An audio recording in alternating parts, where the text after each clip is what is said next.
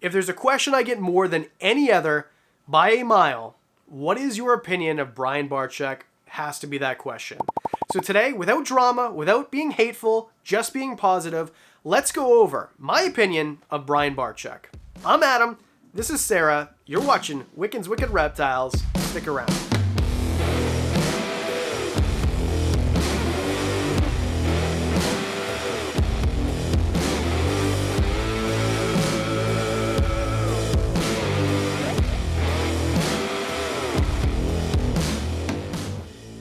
If you're new to the reptile hobby and you're saying, who is this Brian Barczyk? Or you've only been around for, say, 3 or 4 years since he's been doing the vlog before Snakebites TV, you might be thinking, well, what's the big deal? He's awesome, right? He's got that big reptile zoo. Every enclosure is huge.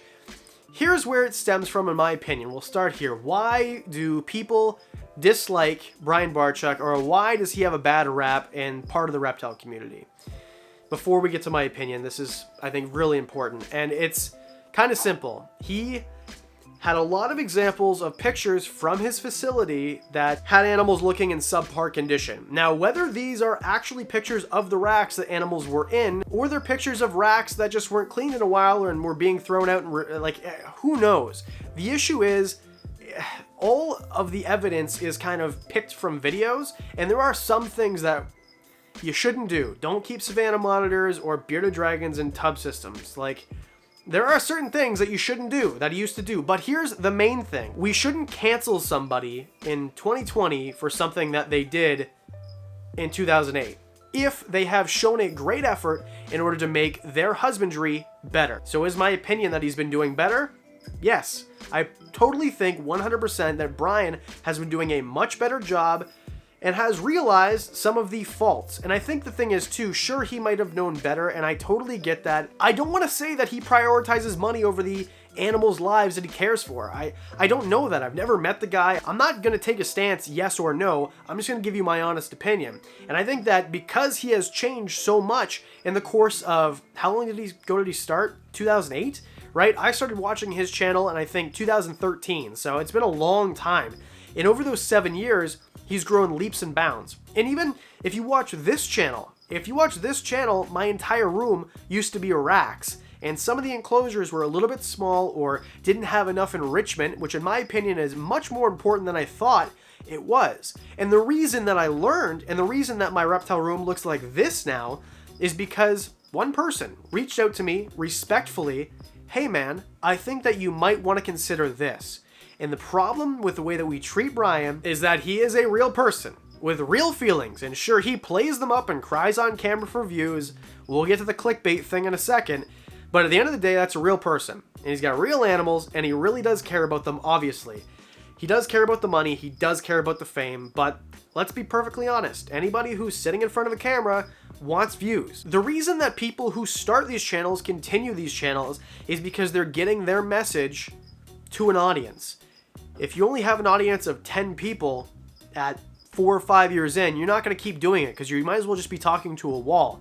No, you're not getting the information out.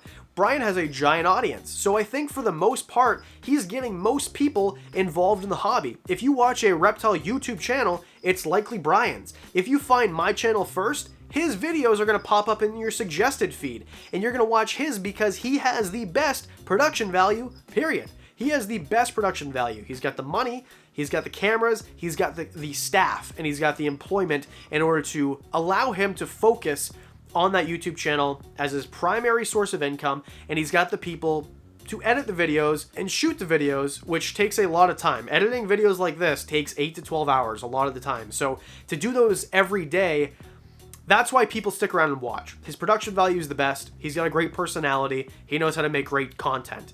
And also, he has a lot of knowledge as well. So sure, some of the time, he doesn't use that knowledge, and it's evident on camera or because of the people who used to work for him that say that, but he has the knowledge and he conveys it to you. So at the end of the day, if there is somebody to take advice from, if you want to be a ball python breeder, for example, that guy knows like the back of his hand how to successfully breed, how to successfully identify morphs. He knows what he's doing, for sure. Whether he practices what he preaches or not, that is a different discussion. And I definitely don't agree with someone who doesn't practice what they preach, but for what he's doing, I don't think it's harmful for him to be sharing the message as long as the information is correct. And lately, I think the information has been. Back in the day when he's saying, oh, you can keep bearded dragons in tubs, not so much. Here's a perfect example. When I first started researching to blue-tongued skinks and to blue-tongued skinks, he was talking about how there was no UVB needed ever. And then now he's kind of skirted that and he's changed his stance and changed his opinion. And because of that, and other information as well that has come out in the last few years, so have I. So now Irwin has a UVB light in his enclosure, where before he didn't. So it is possible for someone who wasn't doing something 100% correct to take advice that was given with respect and a grain of salt and act on it. If you just want to go at him and jump down his throat, you're actually doing more harm than good. You look like a moron, first of all, and you make the entire hobby look like a bunch of brats who are just screaming at each other on the internet. I don't know if you've been on the internet lately, but it's a lot of screaming and yelling, and it's pointless. It doesn't do anything. Nobody listens to you if you're yelling and screaming and that's all you're doing. We're kind of going in a segue here, but if you've got a problem with what someone does on YouTube, and I'm sure this is going to get a bunch of thumbs down because I'm not defending Brian, and I just think that what he's doing is better than what he's doing before, and people would rather look at what they have done and think, well, this person is always like this because they used to be like this and they can never change. And it's just not the case. People like to crucify you for things that you did 5 years ago. Cancel him. And this whole cancel culture thing is like, grow up, Peter Pan. Give me a freaking break. If you're trying to cancel someone for what they've done 5 years ago and don't even look into what they're doing now, it's pointless. Look at what this person is doing now. If this person is doing something now and being a good role model, which I think he is for the most part, if you look at those enclosures, I think that most of them are in fantastic condition. And mind you, I don't watch his channel every day, but that enclosure he has for the anaconda, show me one personal collection that is better than that. Give me a break. Some of those enclosures are something that we could only dream of, and they are perfect for the animals, and he is held accountable for his actions. Where you, behind your keyboard, as you've drinking your 6th Monster for the day, and you're screaming upstairs to your mom in your basement apartment and you're going to be late for dinner because you're writing nonsense about Brian Barczyk, what are you doing? And if you do something wrong, is there anybody jumping down your throat? Do you have any pressure on you to actually keep that animal in the best condition? Probably not.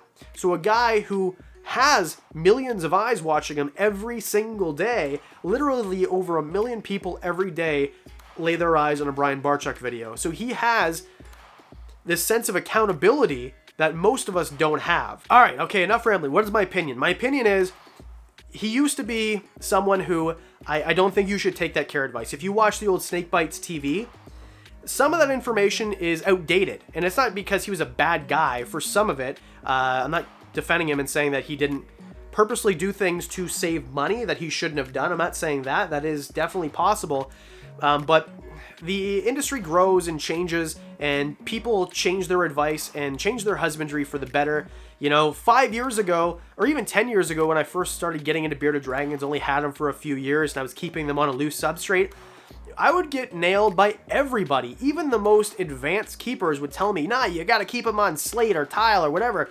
Where nowadays, if you know anything about bearded dragon care and you've taken your advice from something that's not as old as your parents are, a book that was written after 1999, then you know that you can have loose substrate with bearded dragons and be fine. So things change, and our advice changes, and science develops, and there's more study done, and there's more research done, and there's more experience, right? Because keeping reptiles isn't super new, but it's also kind of young at a mass scale like it is now. If you go back 50 years ago, how many people were keeping bearded dragons in North America? Not as many as now. So the more people that are doing it, and the more people that are having great success with things.